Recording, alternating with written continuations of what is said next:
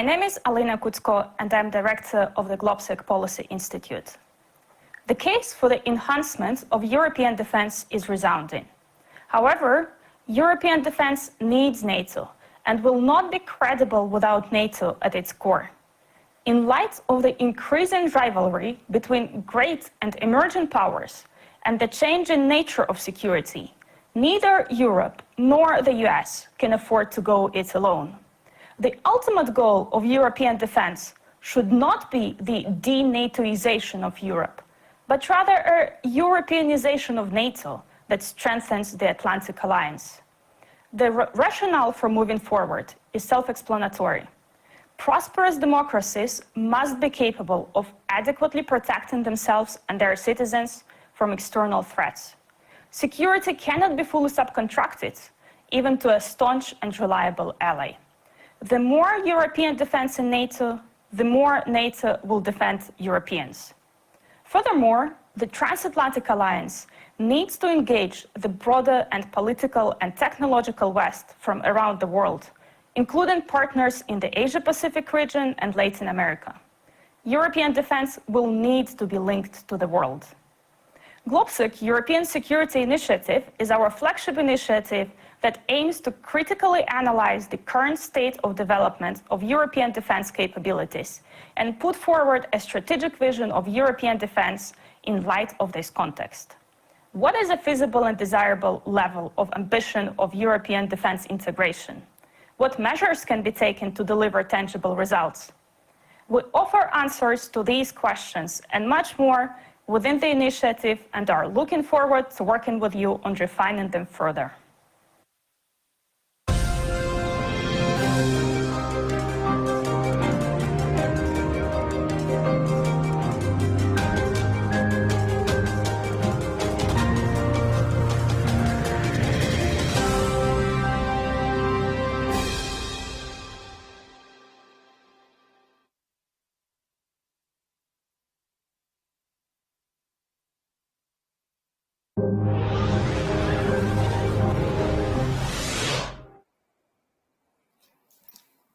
Good afternoon to all guests. My name is Alex Mardin, and I'm the head of Globsec Brussels office. I would like to welcome you all to the third day of Globsec 2020 Digital Stage. I'm also pleased to be joined today by a fantastic panel with whom I will debate the issue of resilience and to what extent we are witnessing a game-changing moment in how we understand resilience and whether or not resilience is becoming a new premium feature or a new kind of asset in a COVID or post-COVID-19 world. I will discuss today with Philippe Messensier, Global Chair, Public Affairs and Hill & Knowlton Strategies here in Brussels, Maithreyi Sethuraman, Founder and CEO of Facultas Media in London, Joshua Poulter, Analyst in the Strategic Foresight Unit, Office of the Secretary General of the OECD in Paris, and David Earnshaw, Associate Vice President for Public Policy Europe and Canada at Merck Sharp and Dom here based out of Belgium as well. And I would like to kickstart this conversation by asking my guests, what is resilience? Is it just a buzzword that we have seen floating around in May and April? Is it a catch-all word? Or if not, just help me unpack it. How do we define it from where you currently stand? And why should we care about it? And maybe we start with you, Philip. Hello, everybody, and thank you, Alex, for having me today. Tall order, what we understand by resilience. When you reach out to me on that issue, of course, I went straight to my browser and searched for the word to pick up, the definition. I decided to pick up the definition that was offered by the Merriam-Webster dictionary, an ability to recover or to adjust from misfortune or change. I would perhaps add that in my view, resilience is all about preparedness, to buttress your ability to operate despite challenges. It's not something you do just once or definitely achieve. I think it's both a mindset, a way of looking at things and acting accordingly. And as Joshua, who's on our panel, rightly recently pointed on our LinkedIn post, it's an ongoing process of awareness, self-criticism, and action. It's about business continuity, where I stand from, which is basically from the corporate world, but not just. It's should be seen really as a basic part of any business's competitive advantage matrix. Its ability to adapt, to adjust quickly and effectively to a major change of either circumstances or disruption. But it should also really be about contingency planning, preparedness again, which takes us nicely back to Joshua's post and the permanent thought process that it implies. It is, of course, about mitigating impact, supporting business continuity, but it's also about ensuring that a business is able to bounce back more easily after a crisis because it has options which have been prepared. Because resilience should be business critical, in my view, for corporates, it's something that should be squarely sitting at the top of any organization, whether it's a CEO or a COO. When today it's often the remit, when I'm looking at the people I'm talking to, of the CSO, the Chief Security Officer.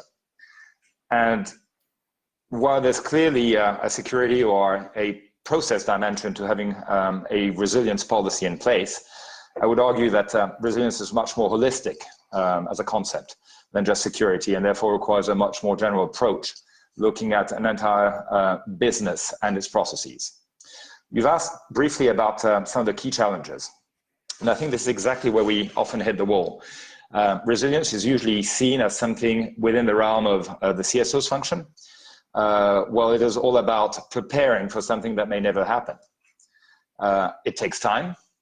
You need to focus on foresight, risk assessment strategies. It also takes money, both often in short supply, for something that may never happen, right? So the approach that often followed today is often focus on, disaster preparedness rather than a way of thinking, an approach to have the tool and the processes in place to face something which is unpredicted but not unpredictable. Thank you. I will get back on the funding and on the money that needs to get into it, but I want to go to Maitreyi. And Maitreyi, you have worked both with the corporate sector, but also with the government, also as a former co-chair of Most Powerful Women Summit. Did you discuss the issue of resilience with your counterparts? You're also based out of UK, and there are quite some concerns with regards to the bouncing back of the country amid COVID-19. So I would be happy to hear your thoughts in that regard.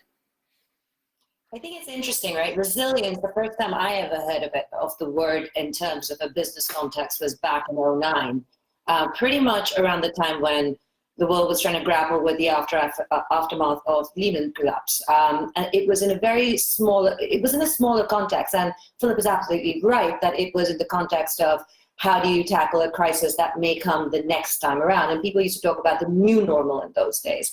I think the concept of what we're seeing today is a concept that a handful of companies that I've been speaking to over the last 10 years have brought about the concept of the next normal. Everyone is concerned not about a new normal, but the fact that every year there's going to be a new crisis. It's going to be unpredictable. We just don't know what it's going to be. This time around, we've been hit by two. It's a health crisis and it's an economic crisis. How do you deal with that? It's global in its nature, and the speed of it is huge, and it's impacting disproportionately people who would be vulnerable, that we thought we were helping, and they've been forgotten.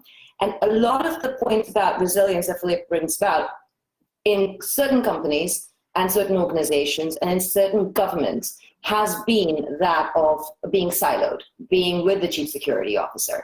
But the successful companies over the last 10 years, and the ones that are actually doing rather well through this crisis, have been companies where the entire C-suite has bricked up on resilience and made it a core part of strategy. And it's really about openness and the ability to change and the ability to change culture, have a war chest, have a diversified portfolio that in terms of both customers and supply chains, all of that built into just the psyche of the organization to say, hey ho, we don't know what's coming up next, so we're going to try to be resilient no matter what the next normal is. The one thing I will say is that looking at it from a perspective of the most vulnerable or the communities that get affected the most, it would be women.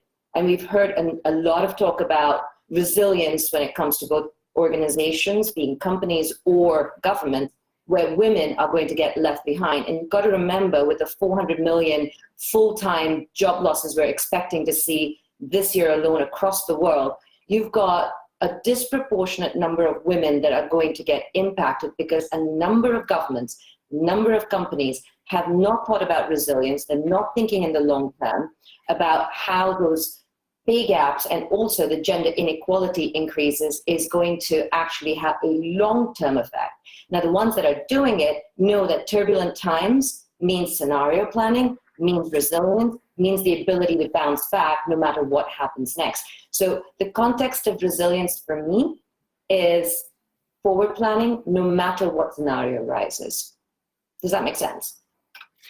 That makes a lot of sense, and I will follow up also on the issue of most vulnerable groups and who has the responsibility for it at the end of the day. And I want to move to you, Josh, because from where you stand in Paris, the OECD is looking at resilience, and also the other financial institutions consider resilience as an indicator for giving loans, for giving aid, for how the countries are ranked and contrasted against each other. So what's new at the OECD when it comes to resilience these days, and how do you guys look at it in the COVID-19 world? Yeah, thank you so much for the question. And I would just preface it by saying that my role is in the Strategic Foresight Unit. So I come to the discipline of resilience from a slightly different angle. But I should say there is extensive work underway at the OECD on the topic of systemic threats and systemic resilience with a number of leading partners and directorates. And a lot of that takes place under the umbrella of the New Approaches to Economic Challenges program, which in 2019 published a paper on systemic risk and the importance of resilience as a concept in recovery and adaptation in the event of serious adverse events. And this year has also published a paper on systemic risk in the light of the coronavirus crisis. So a lot of this work actually foreshadowed the situation that we're in, and that's available on the OECD website and Coronavirus Hub. So our practice in strategic foresight is a little bit different. So the reason we do strategic foresight is to make better strategy. And resilience is not necessarily a strategy in itself, but it can be part of the overall strategy. But if we take the definition of resilience put forward in the New Approaches to Economic Challenges papers, that it's a system's ability to prepare, absorb, recover, and adapt in the event of a disruption, then strategic foresight is indispensable to resilience. So think of a very well-known camera maker that failed to adapt in the face of big disruptions in its industry. I think you all know who I'm talking about. Our ability to absorb and adapt to new realities depends on our ability to understand what's going on and to make sense of what is emerging all around us. And it's often the case that organizations fail to demonstrate resilience because they are blindsided or caught unaware of what's really going on around them. And foresight allows us to make sense of what's going on around us today and the futures that are emerging, and therefore hopefully see the weaknesses in our resilience that we might otherwise have missed.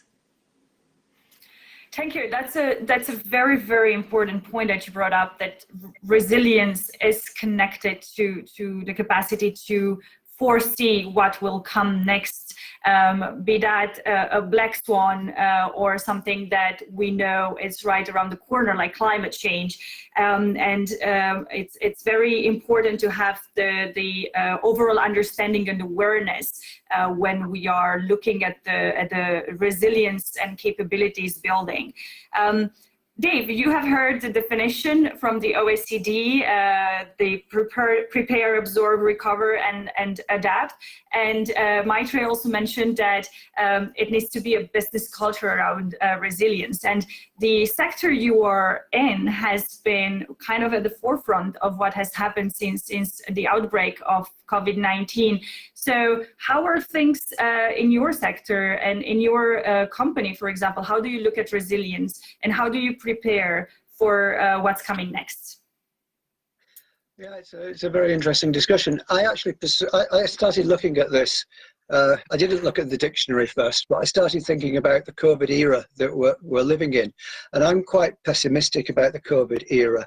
And following Maitre's idea of the next normal, I do tend to think that we're going to live with COVID for a good many years, regardless of how quickly a vaccine is produced.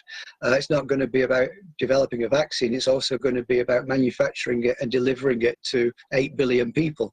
And if you look at the news of this week about the eradication of polio in Africa, how long have we had a polio vaccine? 30 years, 40 years, 50 years? And only this week have we eradicated polio from the continent of Africa.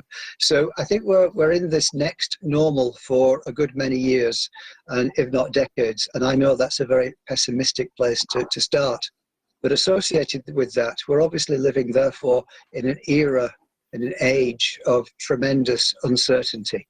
The schools are going back next week. Some of the schools have already gone back in parts of Europe.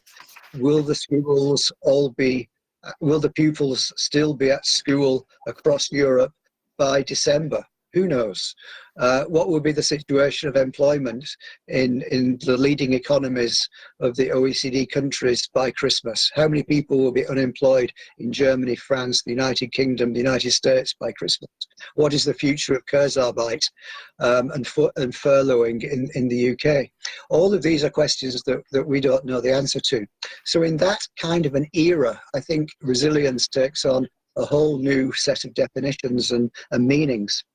If we look at the differences in mortality in the last 6 months, I think something stands out, which is that those countries which tested early, did lockdowns quickly, had lockdowns which were compliant, which were not chaotic, which were not politicized.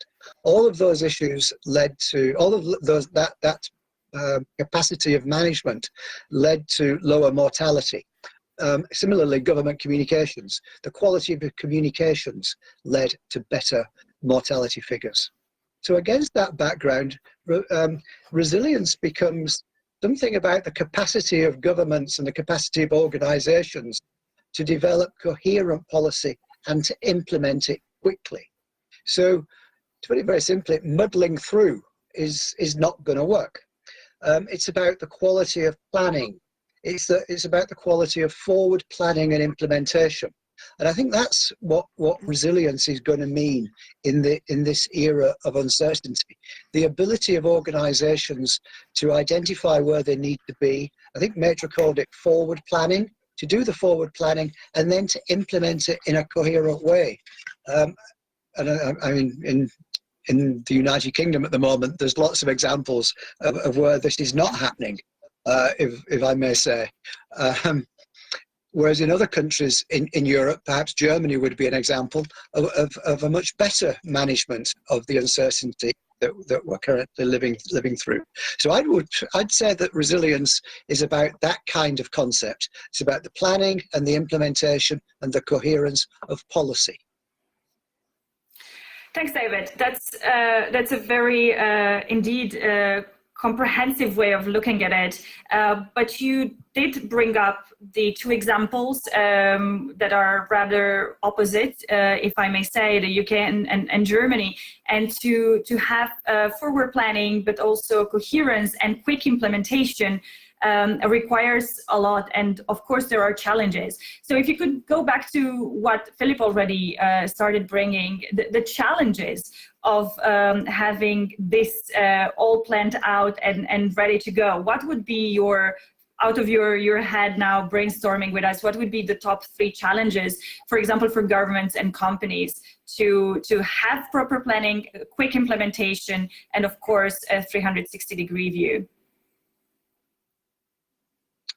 So is that to me?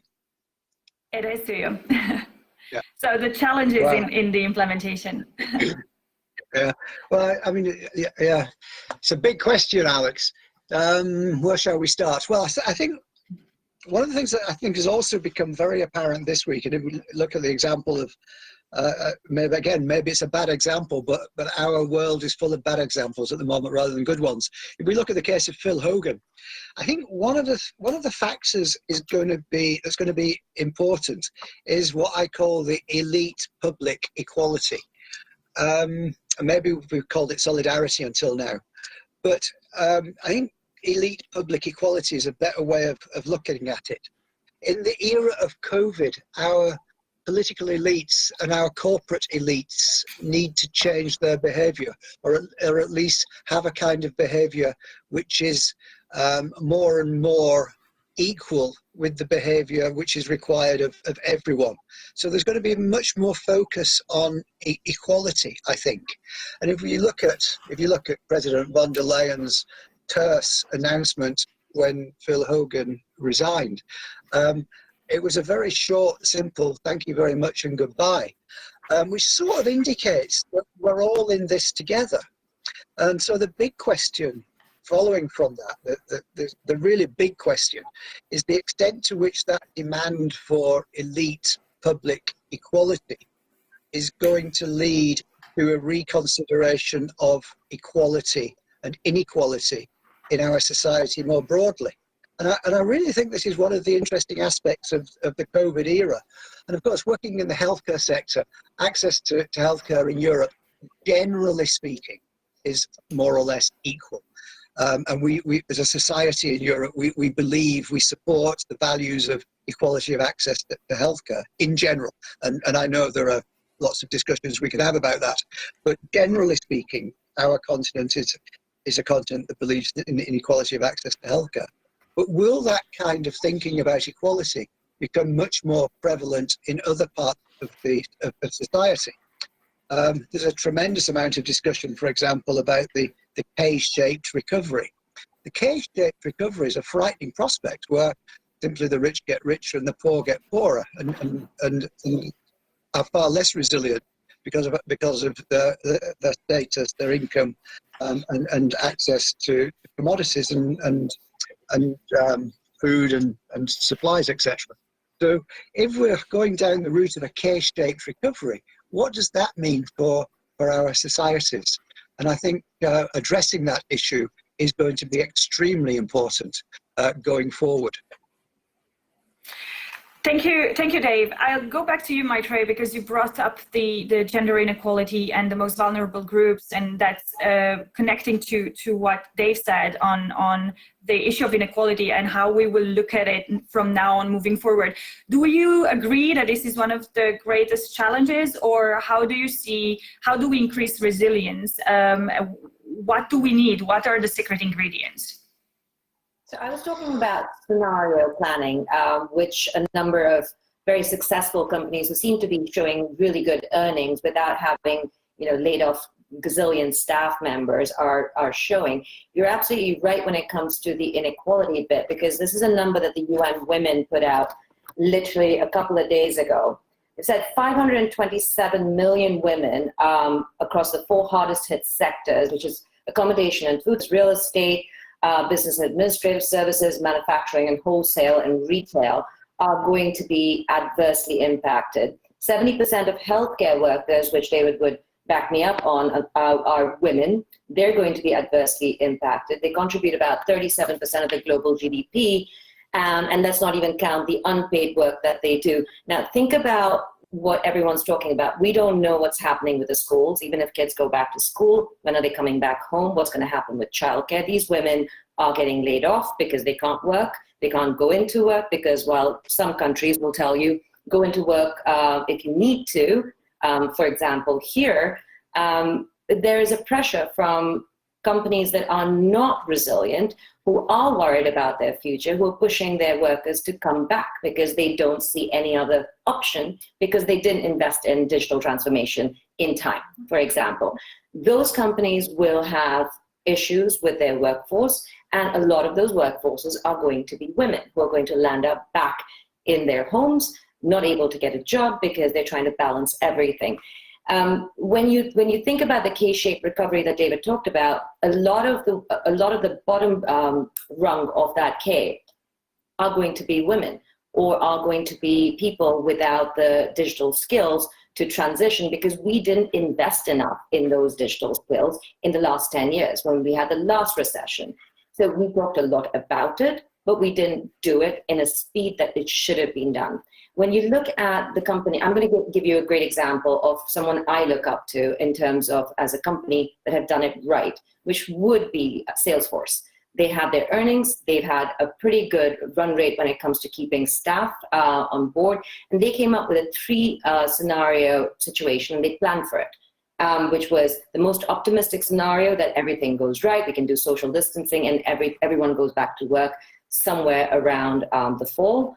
Then you have the second scenario that you get a smaller second wave, requires another smaller lockdown, and then a vaccine's available by 2021, and everyone goes back towards the next normal.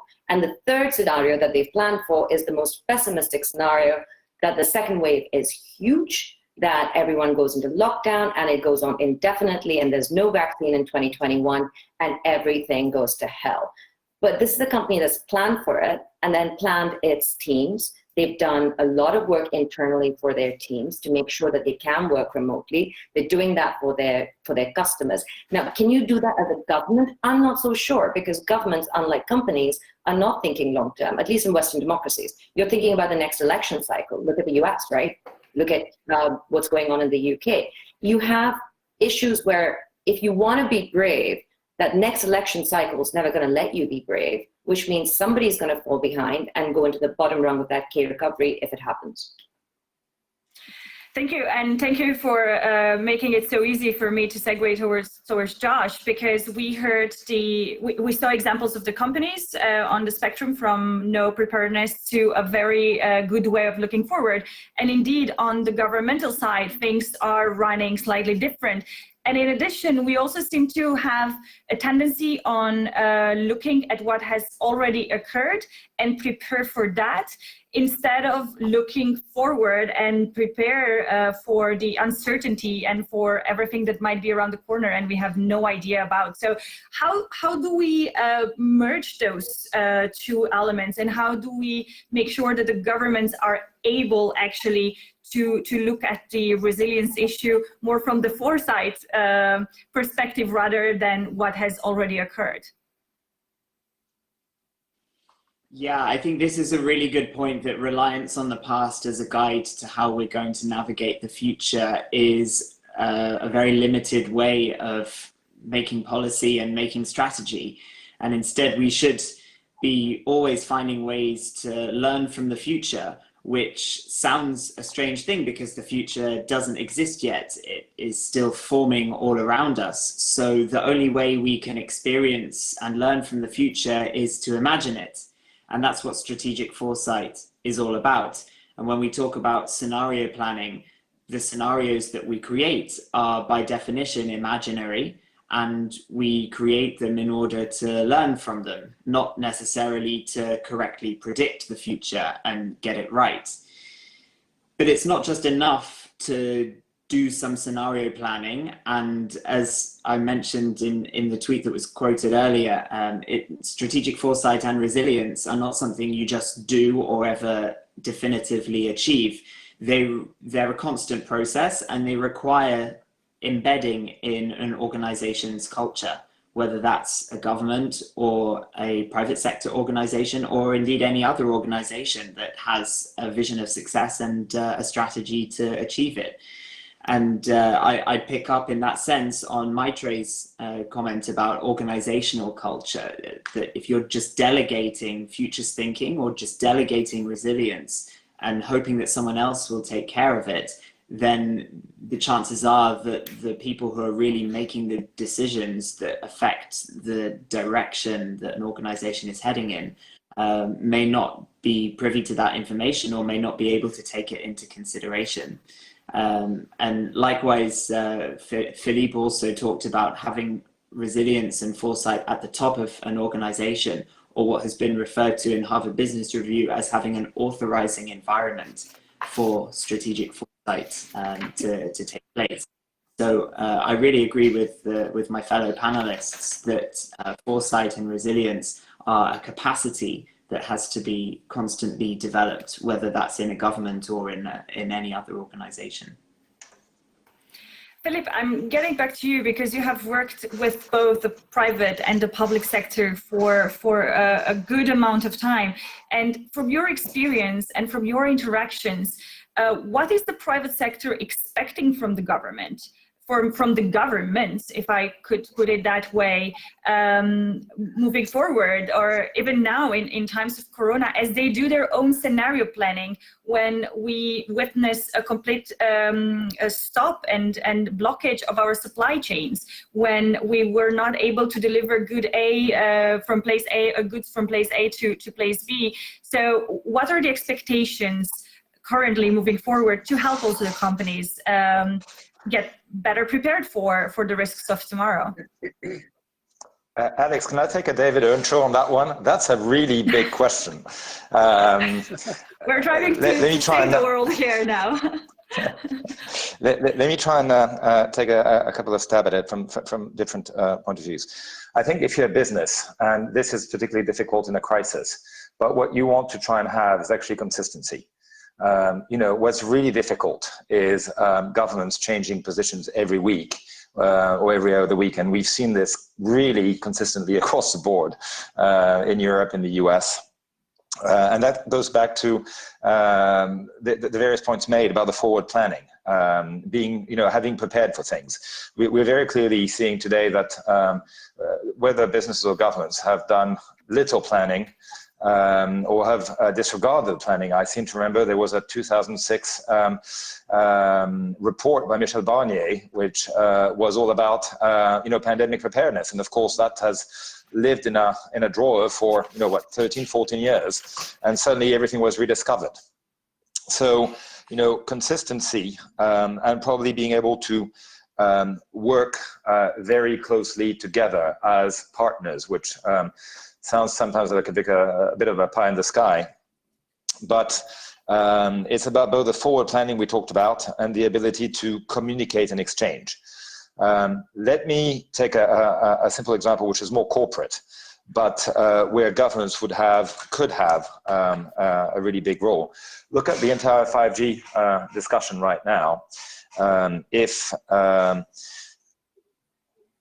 you were a forward-looking business with resilience at the heart of what the company is doing, being a C-suite issue, and of course being linked, as Josh mentioned, to forward planning, you could already 6 to 9 months ago have started gaming the possibilities and where we are right now, both on the way the US has moved, the various stages of those moves, and what it means for Europe. If you're a business, it's incredibly complicated.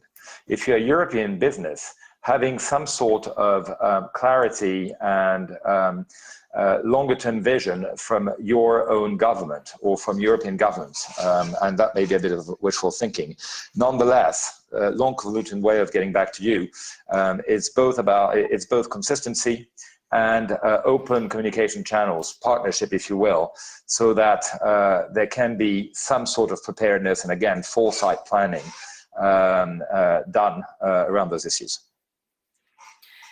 Yes, consistency. I don't know. Maitreyi mentioned we're running against the electoral clock usually, so consistency is not necessarily always the driving force behind the public policy. Let's put it that way. We have a question from the audience from Andrei Matichak, who asks, what does resilience mean for an ordinary citizen? What should they ask from their governments, but also from businesses, and how can they contribute? And I think that that's the third element, which is extraordinarily important to bring into the equation. Is not just about the governments, it's not just about the companies, but it's also about our own citizens and what's their role and their participation in anticipating what will happen tomorrow and be ready to absorb the shock and bounce back to a new type of normal. And whoever one of you wants to pick this one up. Well, let me be provocative. Let me just make the conversation even more provoked. And perhaps part of the answer to that problem that's been raised is that the limits of the European nation state have been demonstrated yet again. That the crisis has demonstrated that we can't address these kind of issues. By definition, a pandemic is way beyond a single individual country. And as Europeans, I think it's very clear that we need to address this issue together. And so it needs European capacity and European problem solving. The first couple of months of the crisis demonstrated that Europe was very poor at addressing the problem. I think since May, June, the European Union has got much better at it, and I think it's quite significant just what the European Union has achieved since June, July in terms of addressing the crisis. However, a lot more needs to be done, and so that would be the first thing. But the second thing to add to that is also the need to get beyond Europe and thinking of Europe as 27 member states. If I look at my own sector, what would be really important to know is subnational data. What is happening in individual countries, in individual hospitals, without relying on national governments as gatekeepers? National governments, of course, have got an interest in addressing the needs of their citizens and the needs of their populations. But if you look at it at a European level, when individual governments start making particular policy decisions such as stockpiling or closing frontiers, they're actually making the problem worse, potentially. So, for example, all of the vast majority of healthcare workers in Luxembourg live in France or Belgium. So by closing the borders, you're actually making it terribly difficult for Luxembourg to manage its healthcare system. So those kind of things need both a European scale of policy, but also a significant focus on a subnational level as well. Maitre, I get back to you because you also have a foot somehow in the United States, one also in South Asia. And is what Dave just said about the need for subnational level also representative of other parts of the world, not just Europe? And also, is it actually possible to acquire the type of data needed for this type of policy making and policy thinking?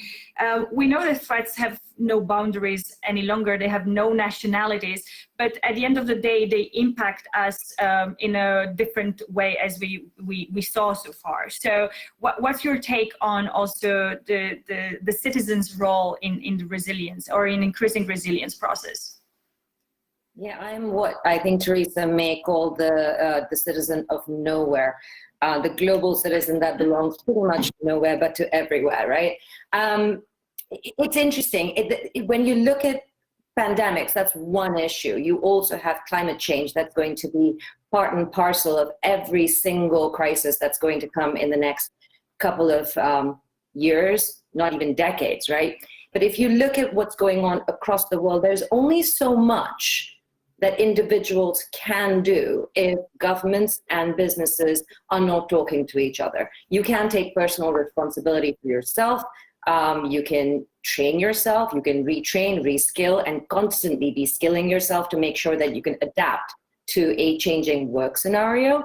But as an individual, what else can you do? You can be responsible with your community. You can be participatory in your community. Beyond that, there's limited amounts that individuals can do, whether they're dealing with climate change, whether they're dealing with pandemics or economic downturns. It really does come back down to communication all the way through, from the absolute grassroots level all the way to the very, very top of whoever is leading the country. And that conversation, I find, especially in a crisis, falls down. It falls by the wayside because everyone is kind of reacting in a knee-jerk way to the crisis at the present and not really thinking about the future. So if you remember, there was a very famous thing that was going around Brussels between 08, 09, and all the way up until probably 2015, where, you know, fix your roof when the sun is shining, fix your roof when the sun is shining. It's more than fixing the roof. It's about making sure that that roof is so secure that it never breaks. Now, the question is, how much can an individual do to contribute to that? There's a limited amount. You've got to take personal responsibility. But beyond that, it really does come back down to communication between leaderships. It is about leadership, leadership, leadership at the end of the day.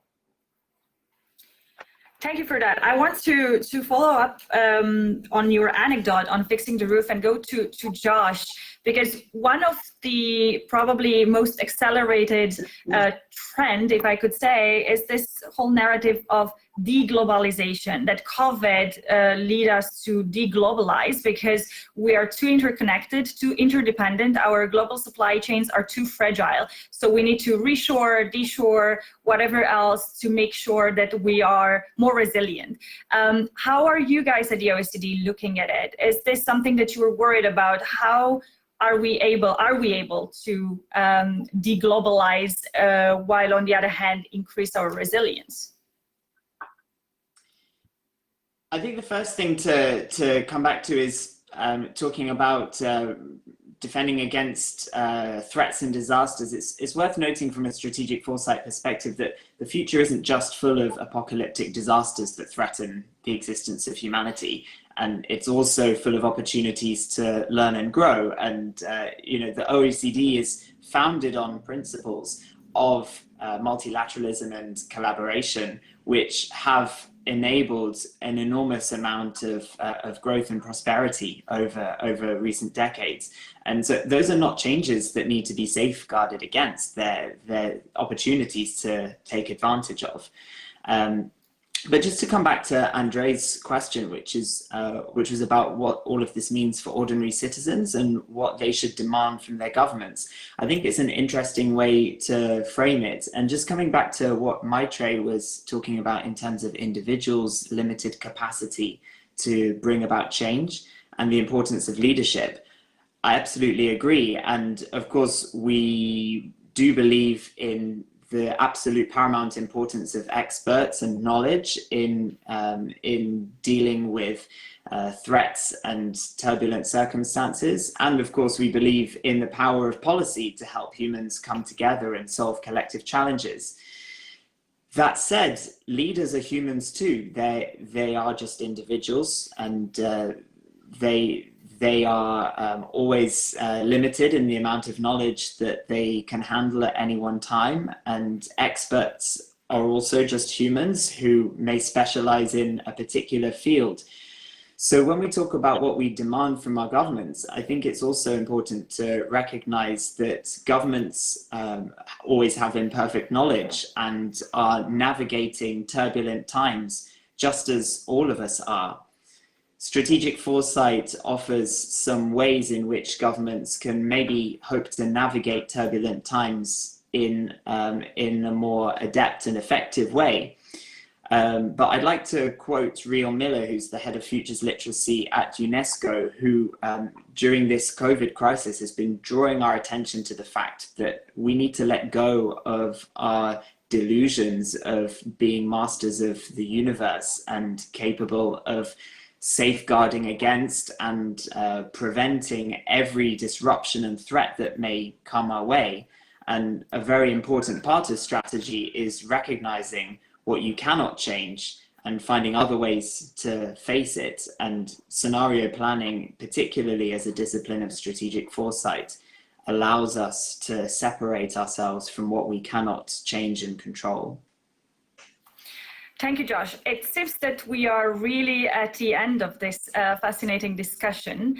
And I would like to invite each one of you in 30 seconds to tell me whether or not resilience is a new type of asset moving forward in terms of how we look at future investments and where our political and economic capital will go on one hand.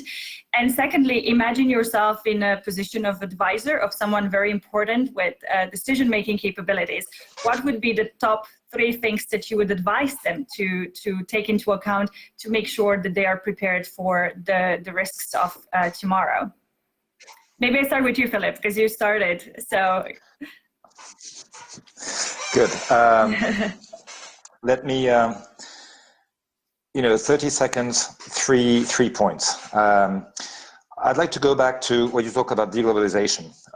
I think that globalization has brought the world incredible wealth and lifted people out of poverty. And I don't think that you will see a massive trend necessarily back from deglobalization. On the other hand, and these are things you need to be thinking about, the environmental pressure and concern that we are seeing means that circular economy is going to take a much more prominent role, and there will be a balance between both of them. What does it mean if you're a business? Some things will need to be reshored, not everything, and even what needs to be reshored, they will only be up to a certain level. So it will go back to, again, the planning and the preparedness.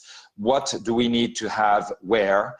What makes sense in terms of being close to your customer, to your consumers, to your production sites, which will help you meet the societal expectations on the environment, but also being more resilient because you have diversified, I think that's the word I would use, your supply chains and your the routes that feed into the various markets you have. And I will just finish by saying that COVID is an accelerator, but a lot of those trends were here way before. You can't understand Europe's drive for digital sovereignty if you don't look at being more resilient and being more empowered. Thank you, Philip. Maitreyi, 30 seconds. Well, think of it this way. No matter where you have your foot on the planet, you've got to do a couple of things. Invest in digital transformation and reduce your debt. Make sure you have the money when the sun is shining. You have to do that. You have to be open to changing the way you look at uncertainty and how you deal with them, and invest in your people when the sun is shining so that you don't have to get rid of them and lose their trust. No matter whether you're a government or a company, you need to keep the trust of the people. So you have to change the way you look at uncertainty. And the most important thing is communicate honestly with your stakeholders, whoever they may be, your customers, whether they're your voters, whether they are your shareholders. Communicate honestly about where you are, what you plan to do, and take on board what they think as well, because that honest communication changes everything. Thank you. Josh? I would say resilience, foresight, and leadership depend on strong values. And often we talk about system performance and efficiency and the delivery of our policies, whilst leaving implicit how do we know that we've got good performance, and how do we know when we've achieved it? How do we know what to prepare for in terms of the risks of tomorrow? In other words, why does it all matter? So my final comment would be, use the future to figure out what you value, what matters to you as an organization or as a government, and be guided by that. Thank you. Dave? I think equality is going to be extremely important going forward, and I think not only equality but addressing the needs of the vulnerable. So diversity, inclusion, the whole Black Lives Matter movement and everything associated with that, these are the themes of the future. Second, I think we all need to pay very much greater attention to what's happening in other environments, in other countries, as well as our own. So interdependence and openness is going to become extremely important. And finally, and it may well be that I would say this, wouldn't I, but investment in health, money, and nobody's talked about money yet, but money is going to be important, and in particular, investment spent on healthcare and in particular, making sure that healthcare spending in parts of the world where healthcare spending has been low in the past should be much higher in the future. So an investment in health and a much greater equality in spending across Europe, for example. Thank you all for your valuable contributions, and I would like to inform our audience that our next session will start momentarily, and stay tuned as Tim Judah of The Economist will lead our next conversation on the trend, a more geopolitical EU amid growing instability in the neighborhood. Thank you so much for watching us.